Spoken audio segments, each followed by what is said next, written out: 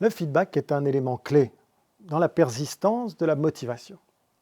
Qu'il soit positif ou qu'il soit négatif, ce qui est important, c'est qu'il soit donné de manière constructive, qu'il soit permanent ou du moins fréquent et régulier, et qu'il vienne de quelqu'un dont le jugement est considéré comme fiable. Un feedback constructif est avant tout factuel. Il considère les faits et donne un statut le plus objectif possible.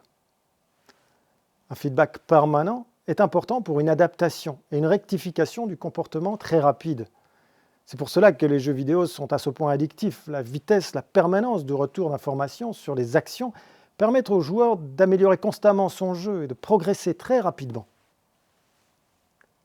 Le feedback fiable vient de quelqu'un dont l'expertise est validée, de quelqu'un en qui on a confiance sur le sujet. Quand un médecin donne son avis sur l'écologie, je n'ai pas de raison particulière à considérer comme plus fiable que celui de mon voisin chauffeur.